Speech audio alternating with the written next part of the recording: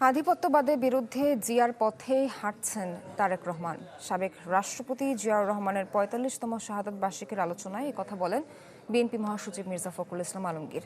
তার মতে, নির্বাচনে জামায়াতকে নিয়ে হাইপ উঠলেও উদার গণতান্ত্রিক রাজনীতির কারণে বিএনপিকেই বেছে নিয়েছে জনগণ।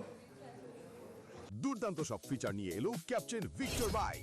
এতে রয়েছে শক্তিশালী রিচার্জেবল ব্যাটারি, ব্লুটুথ এবং exciting music. Captain Victor bike, আনন্দে বাড়ুক শৈশব। বহুদলীয় গণতন্ত্র প্রতিষ্ঠার পাশাপাশি বৈশ্বিক সম্পর্ক উন্নয়ন এবং স্বাধীন কূটনৈতিক চর্চায় শহীদ রাষ্ট্রপতি জিয়াউর রহমানের ভূমিকা শীর্ষক এই আলোচনা সভা এবং আজও তা অব্যাহত আছে।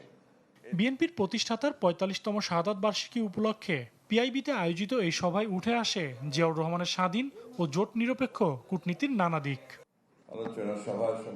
দলের মহাসচিব ও স্থানীয় সরকার মন্ত্রী মির্জা ফখরুল ইসলাম আলমগীর দাবি করেন, উদার গণতান্ত্রিক রাজনৈতিক দর্শনের কারণেই জনগণ জামায়াতকে বাদ দিয়ে বিএনপিকে নির্বাচিত করেছে। BNP is a party of liberal democracy. আমরা উদার গণতন্ত্রে বিশ্বাস করি। সেই উদার গণতন্ত্রকে আমরা প্রতিষ্ঠিত করতে চাই। আমরা এখানে অন্য কোনো বিভাজন সৃষ্টি করতে চাই না।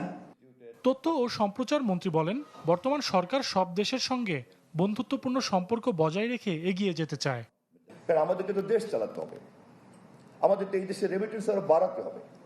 আমাদের দেশের জ্বালানি এখন আমদানি করতে হয়, মাটির নিচে যেগুলি আছে জ্বালানি সেগুলিকে আমার উত্তোলন করতে হবে। আমাকে বিদ্যুতের সেফটি নেটওয়ার্ক করতে হবে। আমাকে প্রয়োজন হলে পরে নেপাল থেকে হাইড্রো পাওয়ার আনতে হবে, ভুটান থেকে হাইড্রো পাওয়ার আনতে হবে, ভারতের মধ্য থেকে আনতে হবে।